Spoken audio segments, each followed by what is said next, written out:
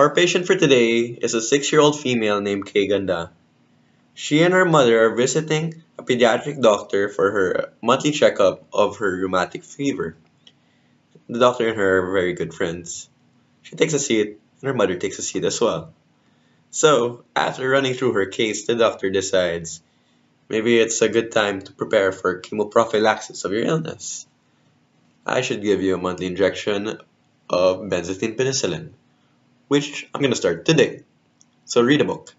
And Kiganda reads the book. She's like a little girl, distracted, finding Waldo, not knowing that. So after that, they say their goodbyes. High five for you, handshake for you, and off you go. Skip and Scap, Kiganda and her mother are feeling okay. And all of a sudden, it's not okay. Kay looks at her stuffed toy and feels weird.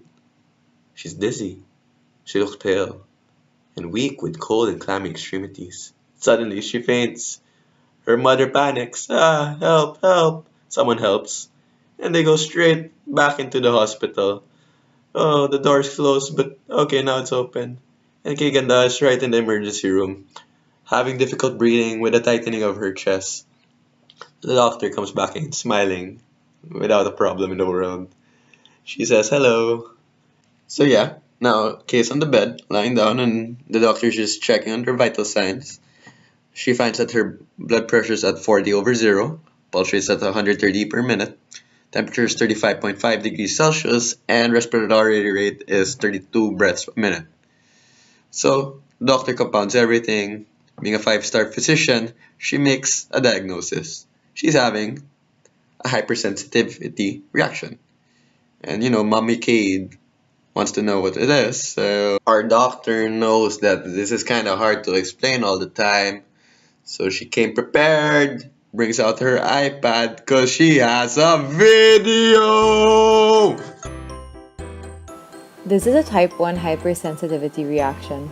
It is also called immunoglobulin E mediated hypersensitivity. Most allergic reactions are IgE mediated.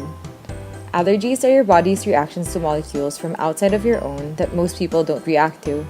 These are specific molecules that we breathe in or molecules that come into contact with our skin. In this particular case, the allergen is in the form of a drug or medication.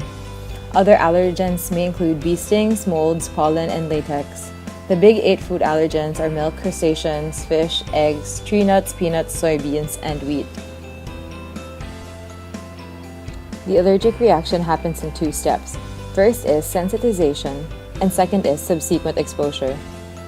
An allergen gets picked up by antigen-presenting cells such as dendritic cells and macrophages and brings it to the lymph nodes to present to naive helper T cells. When the T cell recognizes the antigen presented by APCs and binds to constimulatory molecules released by APCs, it is now primed and differentiates into Th2 cells in response also to interleukins 4, 5, and 10 that sway the helper T cells to differentiate into Th2. The primed Th2 cells release interleukin 4 and stimulate the B cell to undergo class switching, that is, switching from making Ig antibodies to making IgE antibodies specific to the antigen. Th2 cells stimulate interleukin 5, which stimulate production and activation of eosinophils, a granulocyte which releases toxic substances. The specific IgE antibodies have high affinity for mast cells. Its Fc region binds to the surface of mast cells, gearing up the mast cells for combat and making them ready for action. When the patient meets the allergen again on a second exposure, the geared up mast cells with their coat of IgE antibodies bind to the antigen. This signals the mast cells to degranulate and release pro-inflammatory mediators that ultimately causes the effects seen in allergic reactions. The pro-inflammatory mediator release is histamine, which causes the vasodilation, increased capillary permeability, and smooth muscle contraction, leading to flushing, angioedema, and bronchospasm, and increased mucus production, which leads to airway obstruction. Excessive production of prostaglandins and leukotrienes produce bronchoconstriction, further aggravating the airway obstruction. Another type of reaction is the type 2 hypersensitivity reaction. This reaction is cytotoxic and it involves different mechanisms. The first mechanism is complement mediated. Here, the antibody IgM or IgG is directed against the antigen on the surface of the RBC or extracellular materials like the basement membrane. The resulting antigen-antibody complex reaction activates the complement pathway through the classical pathway starting from C1 activation followed by C4, C2, C3b that leads to the activation of the membrane attack complex, wherein the membrane attack complex creates a hole to enter the cell, which allows fluid to go in and out of the cell, leading to its swelling and eventually results into lysis or extracellular damage. This complement category includes transfusion reaction, in which the incompatible RBCs or serum is transfused. It also involves erythroblastosis fetalis, where maternal IgG crosses the placenta and attaches to fetal RBC.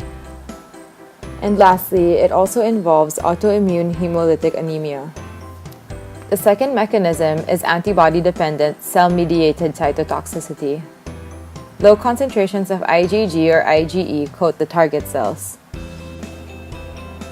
Inflammatory cells such as natural killer cells, monocytes, and granulocytes then bind to the immunoglobulin Fc receptors where the inflammatory cells release its granules leading to apoptosis. The third mechanism is antibody-mediated cellular dysfunction. The IgG antibody is directed against receptors in target cells, resulting in complement-mediated destruction of the receptors. Here, an antibody is directed against acetylcholine receptors at the motor end plate of a muscle, blocking the receptors and diminishing the muscular response. This is the mechanism for muscle weakness in myasthenia gravis. We also have a type 3 hypersensitivity reaction. This immune complex hypersensitivity occurs when persistent microbial or viral infections cause immune complexes to be deposited in organs, causing activation of the complement system and attraction of macrophages and neutrophils to the site. This thereby causes inflammation and tissue injury. And lastly, we have the type 4 hypersensitivity reaction. This is often called delayed hypersensitivity because the reaction usually takes 2 to 3 days to develop. Unlike other types, it is not antibody-mediated, but rather a cell-mediated type of response. It starts off as small molecules entering the skin and attaching to body proteins to serve as complete antigens. It then gets picked up by a Langerhans cell or a dendritic cell, which is a type of antigen-presenting immune cell. The antigen is then processed through phagocytosis and is taken to the nearest lymph node, where it is presented on the antigen-presenting cell surface using an MHC2 molecule. If a naive T cell recognizes the antigen, it binds to the MHC2 molecule using its T cell receptor. Once binding is complete, the dendritic cell will release interleukin-12, a cytokine responsible for the maturation and differentiation of the naive T cell to a type 1 helper T cell, or Th1. Th1 is an effector cell that releases interleukin-2, which commences its own and other adjacent T cells proliferation. Another cytokine that Th1 releases during this process is interferon gamma, which activates phagocytes like macrophages and creates more Th1 cells. The activated macrophages then release pro-inflammatory cytokines like tissue necrosis factor, interleukin-1, and interleukin-6. This causes leaky endothelium barriers, allowing more immune cells to go into the area. All of this results into local swelling or edema, redness, and systemic symptoms like fever.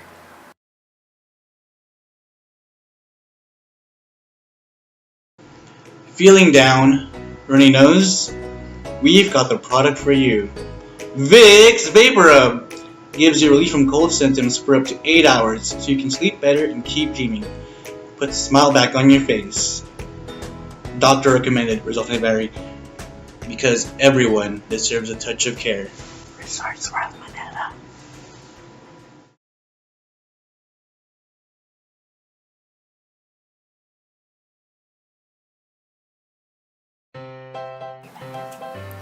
Rheumatic fever is a type of inflammatory disease that can damage the heart tissues and can lead to rheumatic heart disease. It starts with the infection of the throat by Streptococcus pyogenes, called streptococcal pharyngitis. Most often, it is just called strep throat.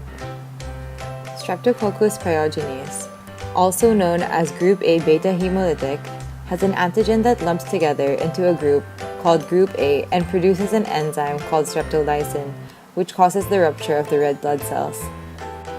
Attached to the cell wall of the bacteria are proteins called M proteins. This M protein is recognized by the B cells. Once B cells are activated, it causes proliferation and production of antibodies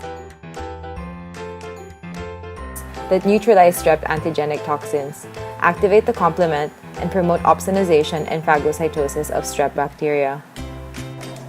Simultaneously, the strep antigens are taken up at the site of infection by APCs such as dendritic cells.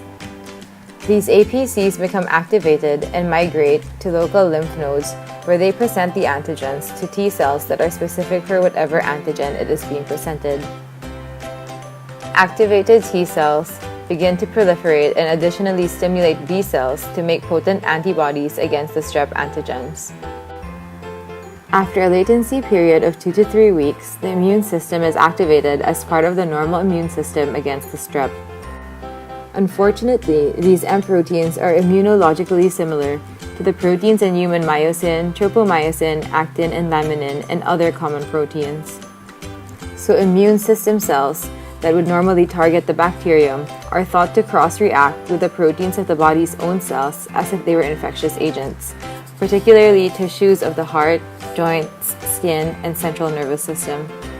The process where the immune system attacks its own cells because it has proteins similar to the proteins of foreign cells is called molecular mimicry. This immune system reaction caused by the infection of Streptococcus pyogenes results in inflammation, particularly rheumatic fever.